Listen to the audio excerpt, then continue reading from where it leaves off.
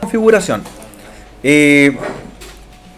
Primero vamos a comenzar configurando la parte más básica, en la cual van a ser los hosts que se llaman host 1 y host 2, que están en la primera red, las cuales vamos a asignar su dirección IP en forma estática primero. Comencemos con el host 1.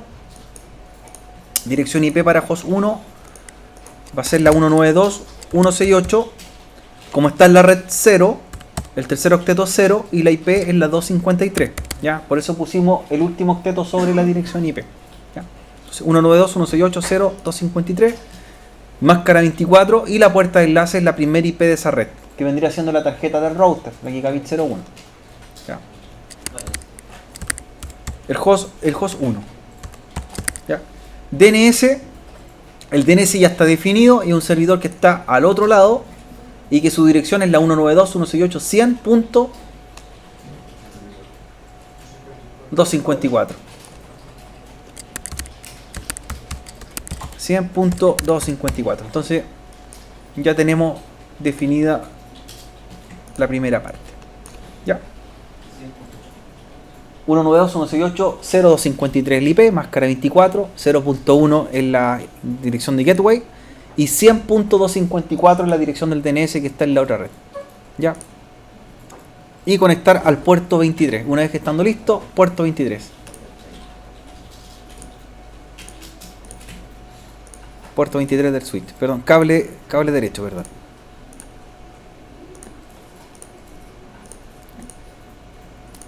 Y pasamos al otro host, lo mismo. Lo único que cambia es que la IP termina en 254. El host 2.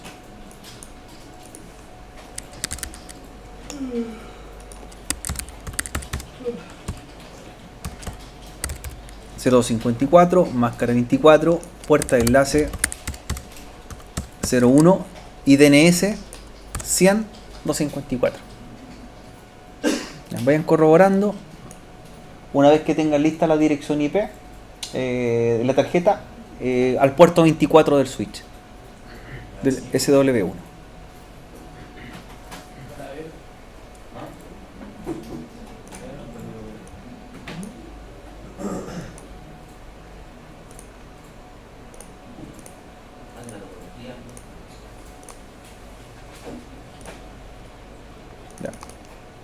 Conectividad entre ellos ya debería haber, entre el PC host 1 y host 2. Continuamos. Vamos ahora al servidor de correo en la otra red. Siempre comencemos por las redes LAN y los hosts que corresponden a una red LAN, y así vamos escalando los problemas hacia arriba, escalando la configuración.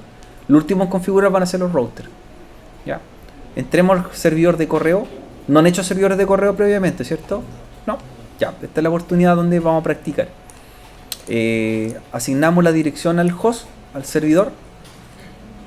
La dirección es la 192.168.50.254. Servidor de correo. El server email 50.254, máscara 24 de subred. Gateway la 50.1 y nuevamente DNS el 154. Recuerden que el servicio DNS es el que resuelve la búsqueda a todos los demás hosts de esta empresa o de esta red que estamos simulando. ¿Ya? Ahí definimos el IP. Vamos a dar un zoom para que vean mejor el taller. Ahí.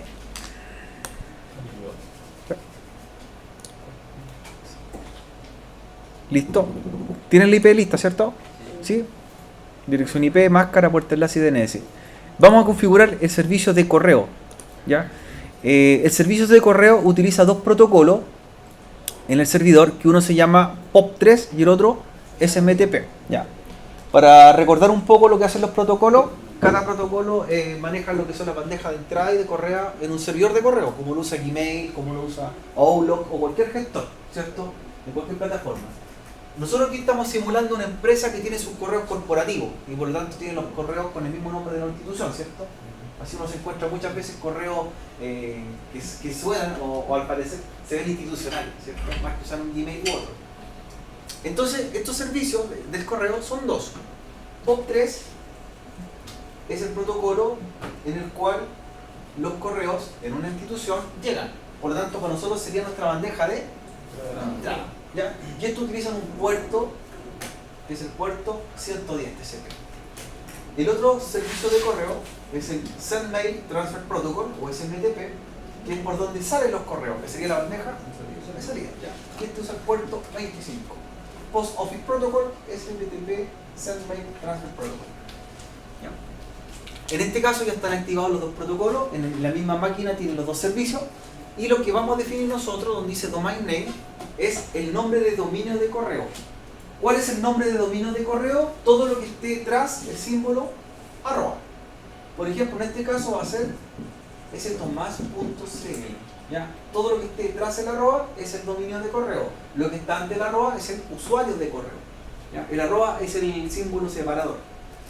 El usuario más el dominio de correo forman una dirección de correo electrónico. ¿Ya? Entonces definamos, donde dice domain name, vamos a agregar el nombre de dominio, que en este caso sería stomás.cl,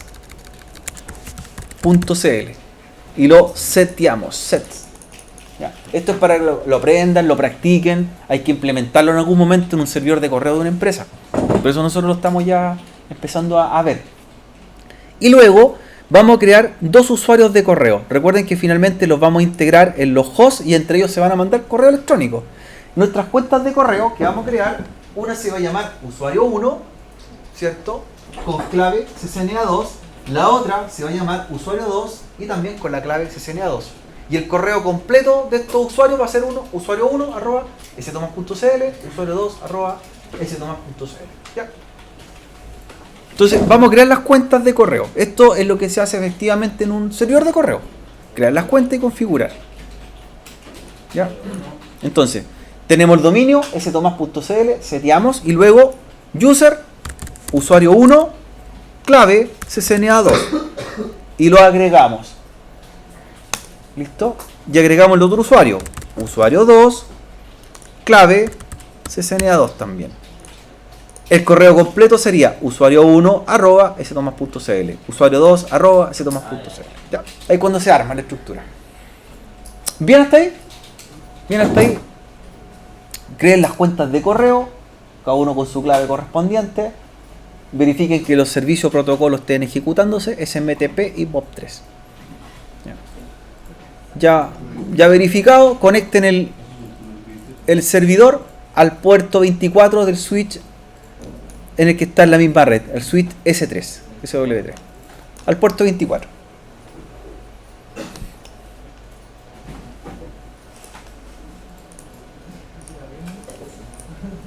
Puerto 24. Tendríamos ya las cuentas de correo. Recuerden que esas las vamos a asociar a estos PC, al host 1 y al host 2, en un momento más. Ya. Vamos ahora al servidor DNS. ¿Qué función cumple un servidor DNS? ¿Cuál es el objetivo de un servidor DNS? ¿Cierto? Un servidor de nombre dominio que resuelve.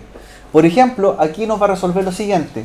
Cuando nos consulten cómo llegar al servidor de entrada de correo, nosotros vamos a hacer un nombre que se va a llamar pop3.stomas.cl y él va a apuntar a la dirección 192.168.50.254, que sería este servidor. Por lo tanto, cuando lleguen los buzones de entrada, él los va a enviar para acá los correos.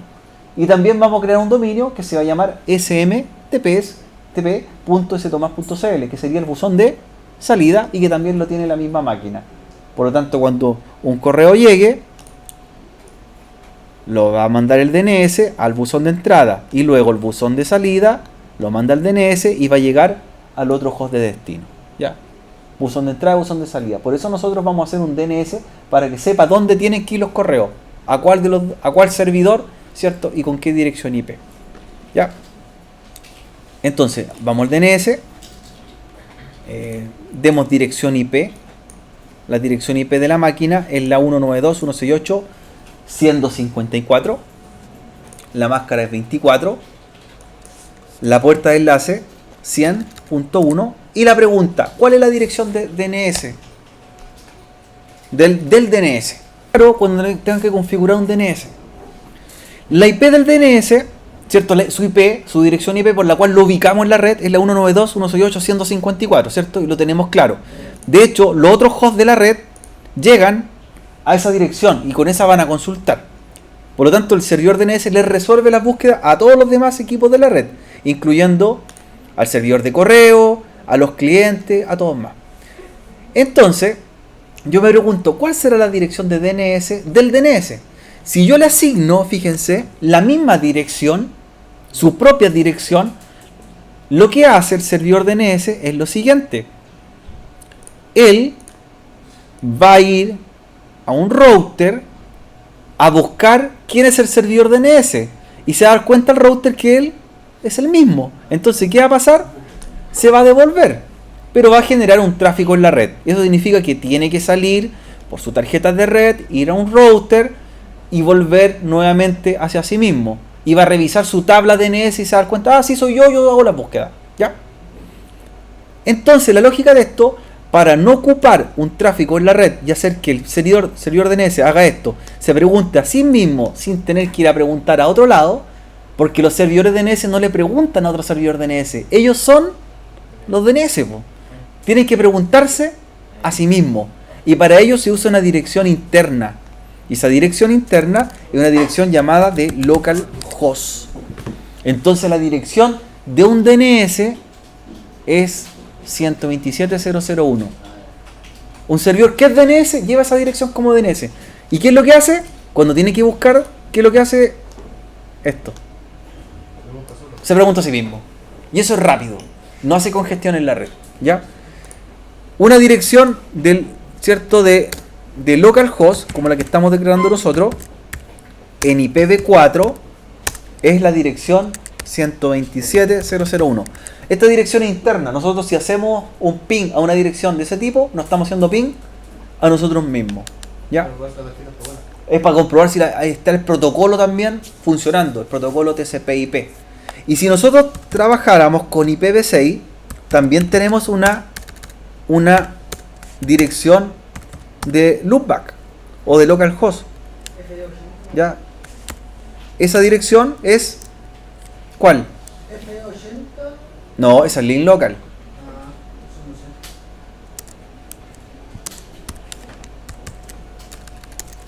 2.2.1. ¿Ya? Miren, veamos el resultado. Si yo tengo mi PC y le hago un ping a la dirección 127.0.0.1, como comentamos, me estoy haciendo un ping a mí mismo, ¿cierto? Sin salir a la red, le hago un ping a mi propia tarjeta y me respondió. Por lo tanto, mi tarjeta está correcta. Y eso me está indicando también algo. Significa que mi equipo está preparado para trabajar con IPv4. Porque la dirección 127.0.0.1 es la dirección del localhost de IPv4. Y si le hago un ping a la dirección 2.2.1 y me responde, y me respondió correctamente, significa que mi host está preparado para trabajar con IP versión 6. Le hice una prueba de ping a IPv6. ¿Ya? Entonces eso nos demuestra una dirección de retorno, una dirección interna correcta. ¿Bien, jóvenes? ¿Bien, jóvenes? Perfecto. Entonces nuestro servidor DNS lo configuramos con la dirección, ¿cierto? 127.0.0.1 o dirección local interna para la búsqueda de DNS. Ahora, nos vamos a los servicios de la red. Los servicios de la red, ¿cierto? Que vamos a levantar acá va a ser el servicio DNS. ¿Vamos bien? Ya, levantemos el servicio DNS y tenemos que crear los siguientes dominios que apunten a las siguientes direcciones. Recuerden que vamos a crear un buzón de entrada y un buzón de salida de correo electrónico.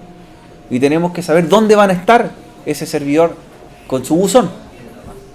Creamos el primer dominio, pop3.stomas.cl. Y ese servidor de correo, ¿cuál va a ser?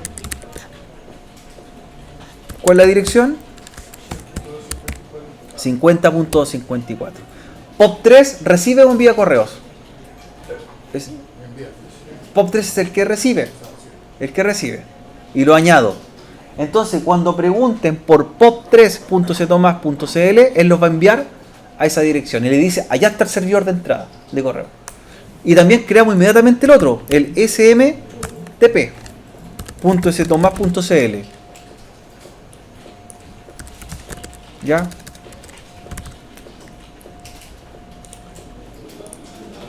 Y le indicamos que el buzón de salida de correo de esa organización o esa empresa también es el mismo servidor. Entonces ahí creamos los dos direccionamientos. Le decimos que cuando entren los correos tienes que ir a ese servidor a buscarlo. Cuando salgan los correos o correo saliente, ese MTP. Ya.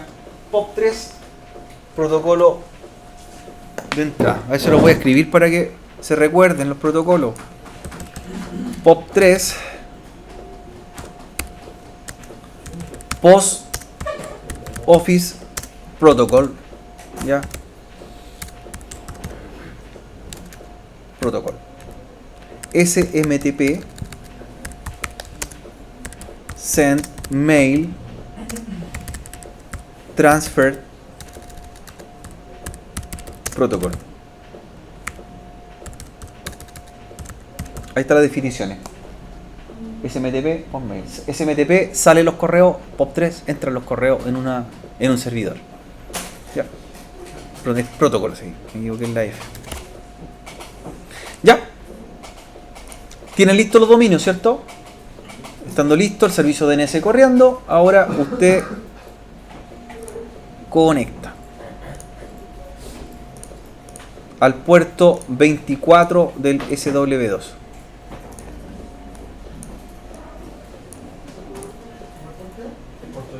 Puerto 24.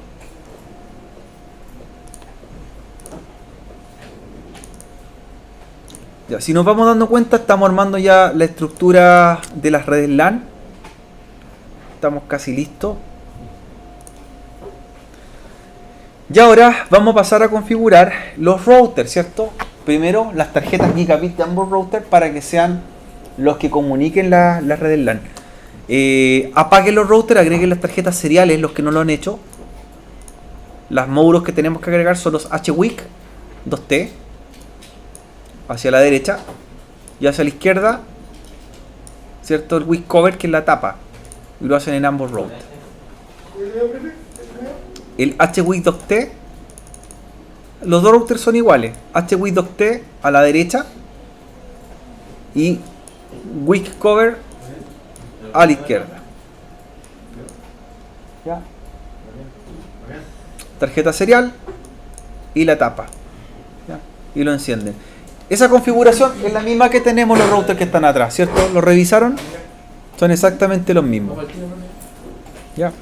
Los 1941 que tenemos ya, que ocupamos acá, ¿cierto? Son la misma configuración, la misma tarjeta. ¿Bien ahí? ¿Sí? Perfecto. Y lo encendemos. Hacemos con el R1. ¿Ya? Primero nos pregunta la autoconfiguración, declaren que no, ¿cierto? Porque levanta un asistente. Entramos en modo de configuración. Asignemos un nombre, llamémoslos R1. Ya, renombrémoslos como R1. Y entremos a la tarjeta Interface Gigabit 00 o G00. Entre la G00 y le asignan la primera IP de esta red. La primera IP disponible de la red 192.168.0.0, que ahí está. Incluso la puse al lado de la tarjeta. ¿Cuál sería? La 01. Máscara 24. Y levantan la tarjeta. Una vez que le asignen la dirección IP y la levanten, la conectan al switch, al SW1, al primer puerto. ¿Qué cable? Derecho. Con cable derecho conectan el router ya, la tarjeta que acaban de configurar, al switch SW1. Entonces dan la IP, levantan la tarjeta y conectan a la fase Ethernet 1 del switch.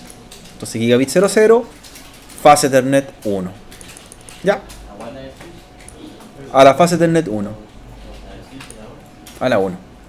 Ya. Teníamos listo. Listo. Derecho. Son equipos de distintas capas. Cable derecho.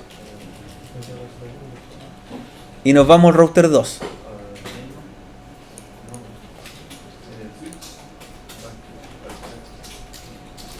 En router 2, ¿cierto? Entonces inician, lo renombran, lo llaman R2. Y en el router 2 tenemos que configurar dos tarjetas gigabit, ¿cierto? La 00 y la 01.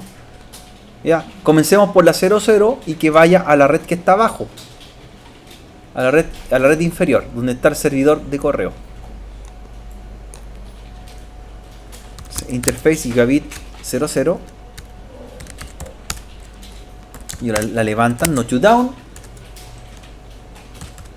y asignan la primera IP de la red que está abajo, que sería la 50.1. 50.1, como está en la red.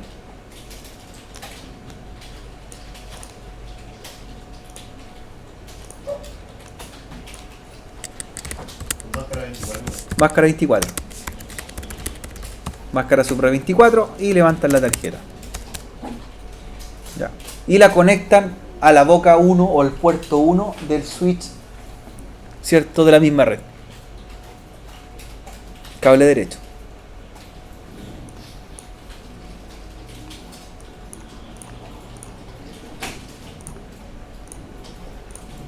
Ya. Y pasa ahora a la otra tarjeta, la Gigabit 01, en el mismo equipo.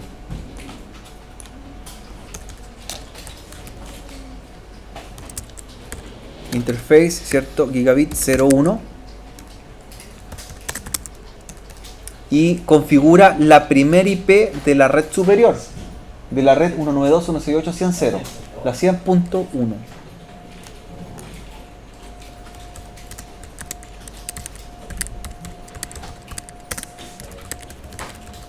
Ya. Ahí estaría la primera IP de esa red, la 100.1 máscara 24.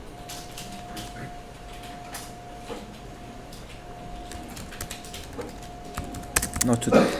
Ya. Y conecta también. Conecta al primer puerto o boca del switch SW2. Si está en lo correcto, lo que deberíamos probar ahora, en este caso, es que los hosts, por ejemplo, vayan haciendo un ping a su puerta de enlace.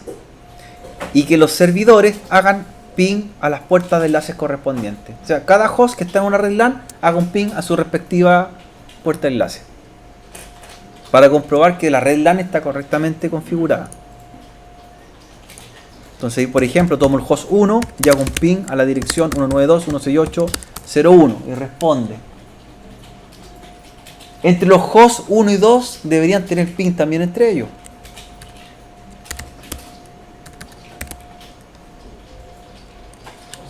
Tienen conectividad entre ellos porque están en la misma red LAN.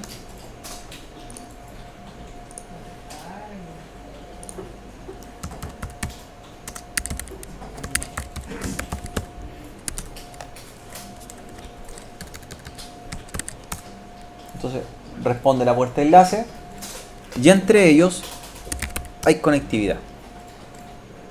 ¿Sí? 440. ¿Habrá ping o habrá conectividad desde el router a los hosts? Tiene que haber. Tiene que haber. También compruebe la conectividad en ese sentido. Un ping desde los routers, del router hacia los hosts.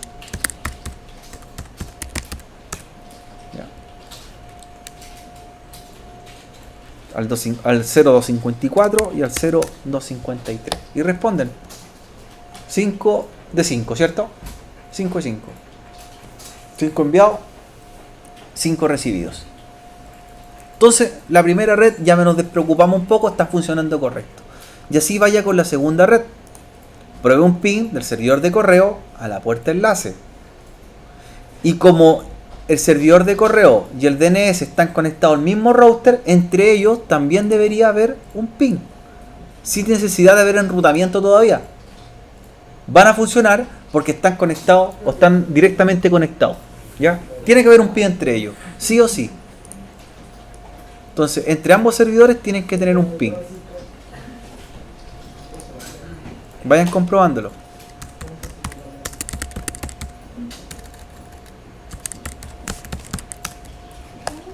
Llega a la puerta de enlace.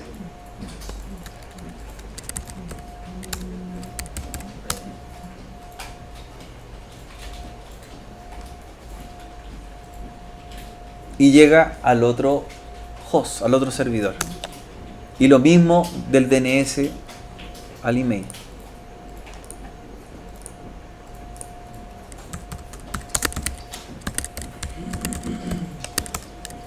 Llega a su puerta de enlace y llegue al servidor de correo.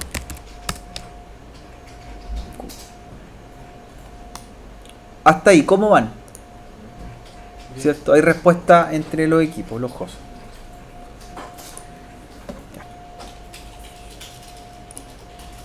El R1, ¿cierto? Voy a revisar las tarjetas del R1 para ver cuáles son las que tengo configuradas, cuáles están disponibles. ¿Con qué comando revisamos las tarjetas? Con show IP interface brief, ¿cierto?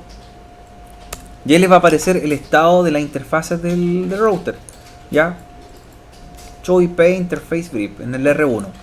Me aparece que tengo configurada la tarjeta Gigabit 00, tiene IP, está activa y está up y up. Dos estados, lógico y físico. Y tengo las seriales disponibles, la serial 000, que es la que vamos a configurar. ¿Qué significa el primer, por ejemplo, aquí el primer down y el segundo down? Porque tengo dos down o dos up en este caso. Comparémoslo. En la tarjeta Gigabit 00, ¿qué hace referencia al primer up? Uno, ¿cuál es el físico y cuál es el lógico? Porque son dos diferentes. Un app representa que la tarjeta fue levantada y el otro app representa que está conectada. ¿Cuál es el que representa que está conectada? ¿El primero o el segundo? El primero. Este es que está conectada físicamente. Y el segundo es que lógicamente usted ejecutó el comando no shutdown. Podríamos haberlo equivocado y pudiésemos haber conectado pero no levantar. Aquí aparecería up de cada down. O pudiésemos haber levantado lógicamente pero no conectado físicamente. Aparecería down y up. ¿Ya? Si está up y up significa que está levantada y conectada, está transmitiendo. La otra no tiene nada todavía. Entremos a configurar la serial 000 entonces. Vamos al IP, la vamos a levantar y luego conectar. Entonces, configure terminal, interface serial 000, 3 dígitos de una tarjeta modular, una tarjeta insertada después, ¿cierto?, de fábrica. Por eso son las tres cifras. Ya, interface serial 000. Levantémoslas, no shutdown. Y asignamos la primera IP de la red a la que pertenece. Pertenece a la red 2220, máscara 30. La primera IP es la 2221, máscara 30. Ya, si es máscara 30, ¿cómo será la dirección de la máscara? Termina en 252. Perfecto, el último tema.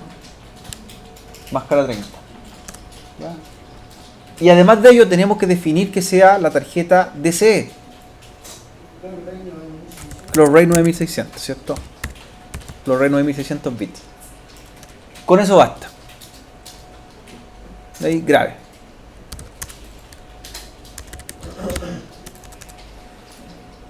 Va al otro router ahora, al R2, a configurar también su interface serial 000.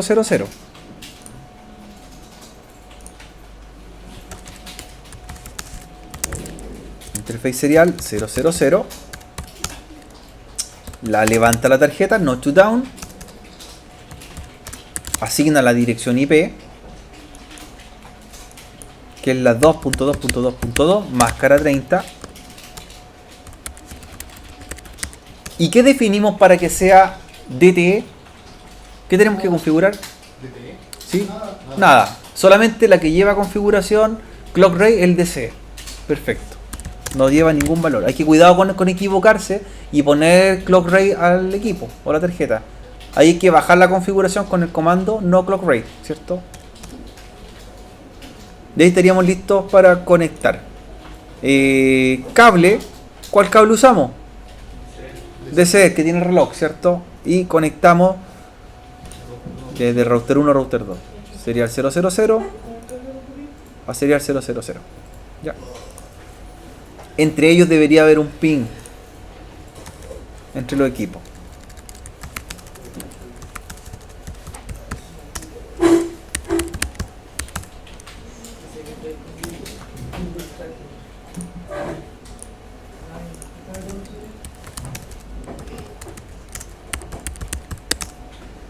Ya. Hasta ahí. Si vamos a hacer ruta estática, ¿cuáles serían las redes que debería aprender el router 1? ¿Y cómo sería el comando para que aprendiese las redes? ¿Cómo revisamos primero las redes que conocemos? Hay un comando. Ya. Si tengo dudas, yo debo ejecutar el comando show IP route para ver qué redes conozco. ¿Ya? Eso es lo primero que uno debería hacer. De ahí van a aparecer las redes que el router las tiene directamente conectadas y que ya conoce. Por ejemplo, el router 1 conoce la red 2220 máscara 30 porque la tiene conectada por una interfaz, por la serial. Y conoce la red 192.168.0.0 máscara 24 porque la tiene conectada por la gigabit. Entonces, tanto la red 192.168.0.0 como la red 2220 no tienen que conocerse, ya la aprendió. Si vamos a hacer rutas estáticas, vamos a tener que programar esta red y esta otra red que están tras el router 2. Y eso en comando sería IP route, la red 192.168.100.0 con máscara 24, que es la máscara de la red, y por dónde llegamos hacia ella. El salto para que el router 1 llegue a conocer esa red va a ser la dirección de la serial del otro router, ¿ya? Que en este caso sería la dirección IP 2.2.2.2, ¿ya? Entonces tendríamos que hacer una ruta, y para conocer la red que está abajo, ¿cierto? La 50.0, también tendríamos que indicarle que para llegar a esa red debe ser el mismo camino, ¿sí? El mismo camino. Entonces así yo programaría dos rutas. Ya, esta red funcionaría en forma impecable. Perfecto. Pero ¿qué pasa si aquí aparece una nueva ruta? O aparece una nueva red aquí al medio. Una nueva red a aprender. O es más, por ejemplo, basta que yo le haga esto a la red. Tengo que volver a programar una red nueva, ¿cierto? ¿Ya? Nosotros lo que vamos a hacer ahora es una ruta predeterminada. ¿Y en qué consiste? En programar en un router una sola red y con esa red conozca a cualquier otra. Y no tenéis que programar una por una. ¿Quiénes usan rutas predeterminadas? Su router en la casa. El router de su casa tiene una ruta predeterminada programada por su proveedor de internet, porque el proveedor de internet no sabe qué red va a ver usted. Le dice, conozca cualquier red.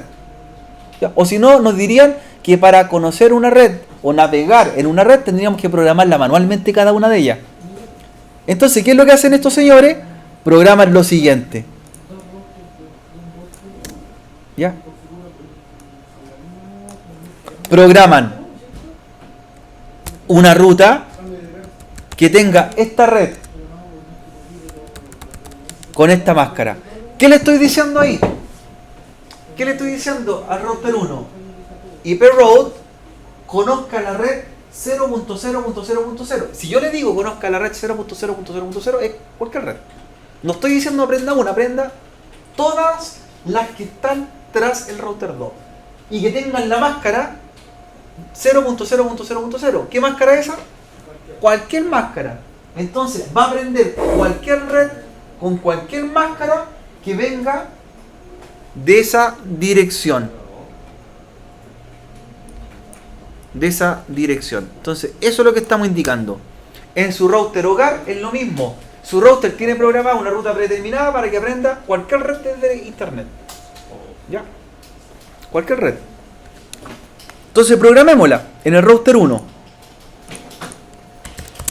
Configure terminal. ¿Ya?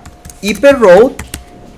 Aprendamos o programemos la red 0.0.0.0 con máscara 0.0.0.0 a través de la dirección 2.2.2.2, que es la dirección del otro router.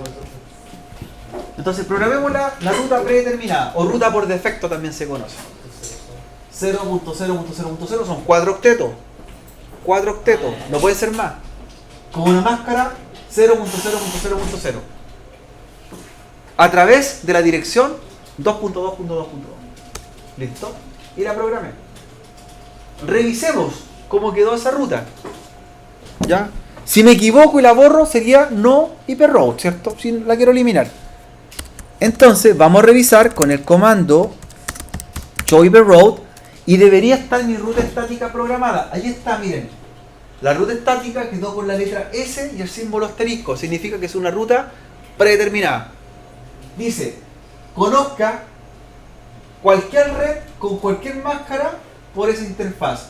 Y como tiene una distancia administrativa de valor 1, siempre la va a ocupar como una ruta, ¿cierto?, por defecto. Siempre va a salir por ahí y siempre va a aprender cualquier red por esa interfaz. ¿Ya? El valor 1 es el valor más bajo para las rutas o distancia administrativa, ¿cierto? Los protocolos tienen un número. 20 o 80, 40 o CPF y GRP. Y si es el valor 1, es el cual siempre me voy a ir. ¿Ya? Entonces, al router 1 le enseñamos que conozca cualquier cosa tras el router 2. ¿Ya? ¿Qué vamos a hacer ahora en el router 2? Lo mismo, que conozca cualquier cosa que venga tras el router 1. Entonces, programémosla. ¿Cómo sería?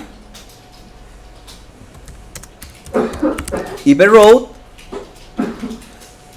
0.0.0.0 con máscara 0.0.0.0. ¿Y cuál sería el siguiente salto para el R2? ¿Por dónde llegaría a conocer cualquier red tras el router 1?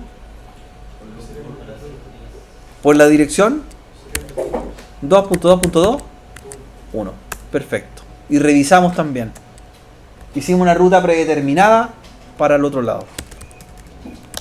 Show IP route. Y ahí aparece. Va a conocer cualquier red que venga por esa interfaz.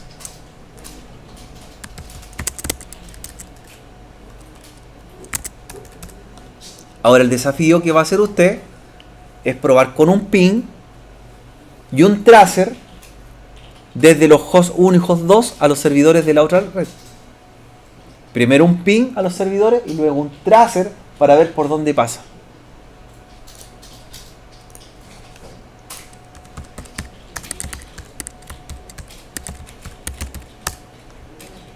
Ahí estoy llegando al servidor DNS, llegué correctamente. Voy a probar al servidor de correo. Llego correctamente. Y por último vamos a hacer un tracer para ver cuál es nuestro camino para llegar. Ese es el objetivo del comando tracer, ¿cierto? Indicarme cuáles son las rutas que estoy siguiendo. ¿Por cuántos saltos tenemos para llegar a los otros servidores? 2 saltos. Pasamos por nuestra puerta de enlace, pasamos por la dirección o la tarjeta del router R2 y llegamos finalmente a un servidor. ¿Ya? Entonces los tracers y los pings nos sirven para verificar. ¿Hay que activar el unicast routing o no? Estamos con IPv4. Ah, ya. El unicast routing se usa en IPv6. Cierto. ¿Bien? Fíjense que creamos 2 cuentas un rato atrás. Usuario 1 y usuario 2. Y las vamos a agregar una a cada equipo. Ya, al host 1 nos vamos a ir al buzón de correo que tiene, que este es un gestor de correo como muchos programas hay, como Outlook, como Thunderbird por ahí, ¿cierto? Programas de correo que son de algunos sistemas operativos y nos permiten tener la lectura de correos corporativos en nuestro equipo. Entonces en el host 1 entramos a la pestaña email Ya, entramos a la pestaña email y vamos a configurar el buzón de correo que ya fue creado. Ya. Entonces, ¿cómo configuramos? Primero, definimos la pestaña nombre, el nombre que tiene el usuario. Ya, usuario 1. Usuario 1. Luego, viene la dirección de correo completa, dirección más dominio, que sería usuario 1 @stomas.cl. Luego nos pide la información de los servidores, del entrante y del saliente, POP3 y el SMTP.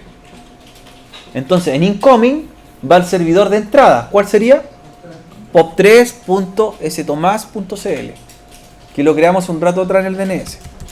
Entonces, pop3.stomas.cl. Y el outgoing es el de salida, que vendría siendo el smtp.ctomas.cl.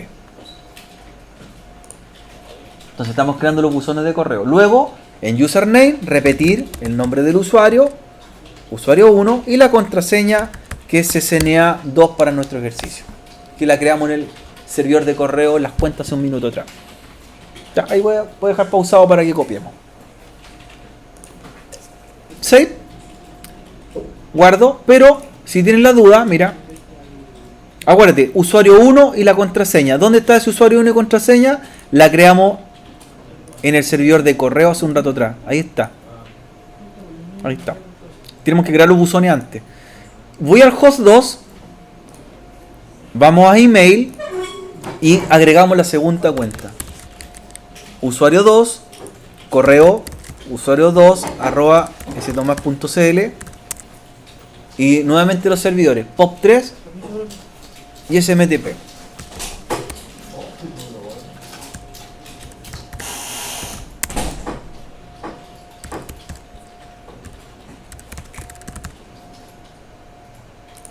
Usuario 2 como buzón y CCNA2 como password. Ya, ahí tendríamos la segunda configuración. POP3 es de entrada, SMTP el de salida.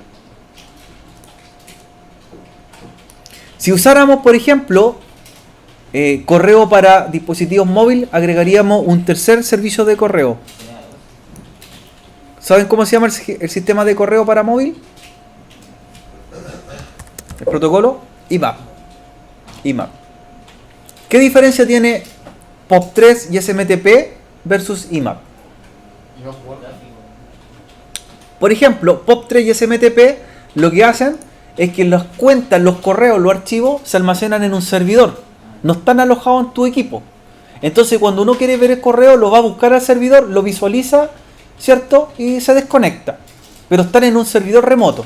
Están guardados. En Gmail funciona así, ¿cierto? Tú ves tus correos de Gmail y de cualquier parte, abres un navegador, Chrome, Mozilla, y te conectas y ves tus correos. Pero están en los servidores de Gmail. En cambio, IMAP, la diferencia que está hecho para dispositivos móviles es que en vez de que estén almacenados solamente en un servidor, bajan una copia de tu correo al aparato. Entonces está copiado en dos lados. Está en el servidor y en tu dispositivo. Así funciona el protocolo IMAP. ¿Por qué también baja una copia al teléfono? ¿Por qué bajar una copia?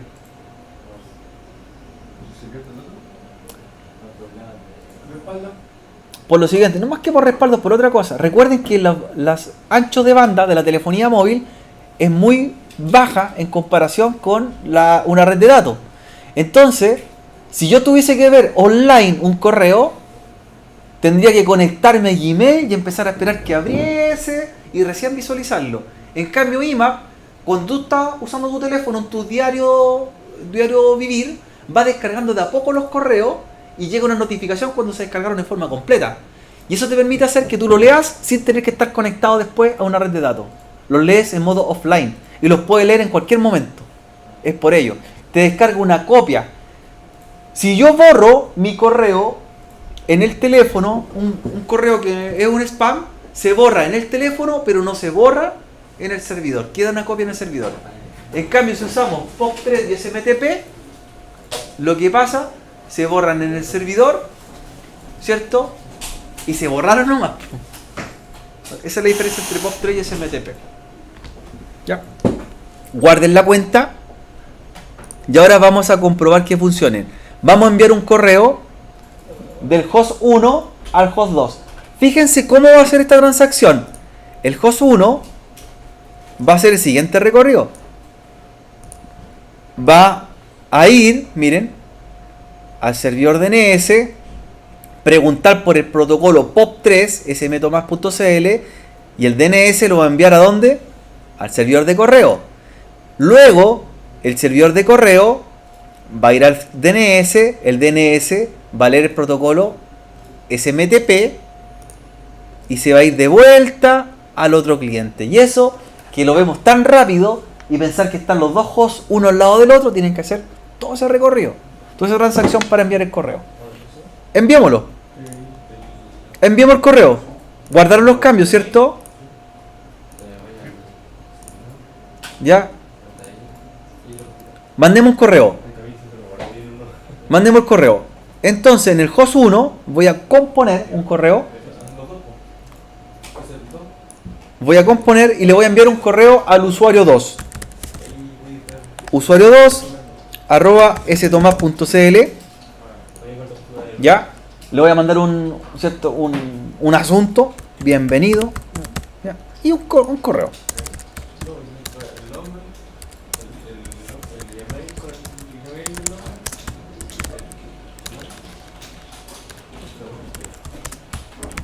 Si usted ve este email,